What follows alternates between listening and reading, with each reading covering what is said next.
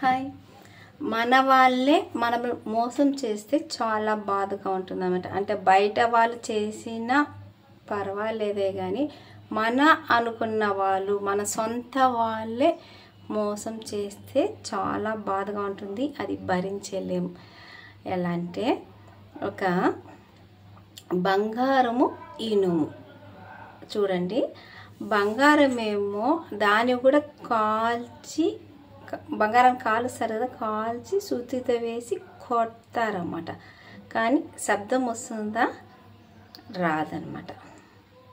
అదే ఇనుము అనుకోండి, ఏమవుతుంది, ఇనుమును కూడా కాలుస్తారు, ఇనుముతో వేసి కొడతారనమాట కదా. అప్పుడు ఆ బంగారం అడుగుతుందంట ఇనుముని, ఏమని, నన్ను కాల్చే కొడుతున్నారు, నేను శబ్దం చేయడం లేదు, నువ్వు మాత్రం ఎందుకు అంత శబ్దం చేస్తున్నావు నిన్ను కొట్టేటప్పుడు అని ఆ బంగారం ఇనుముని అడుగుతుందంట.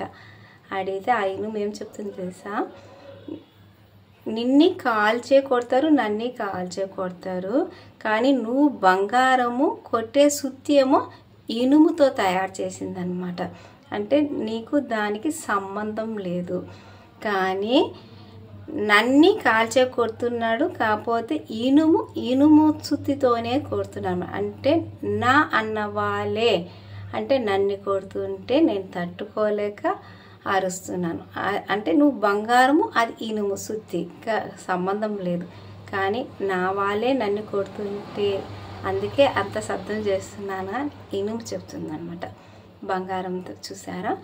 అలాగే మనలో కూడా చాలామంది నా అనుకున్న వాళ్ళే, మన వాళ్ళే ఏం చేస్తుంటారంటే ఇలా చేస్తుంటారనమాట, మోసం చేస్తుంటారు.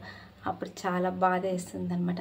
బయట వాళ్ళ దగ్గర మోసపోయినా పర్వాలేదే, కానీ నా అనుకున్న వాళ్ళతో మోసపోతే చాలా బాధ అనిపిస్తుంది అనమాట కదా.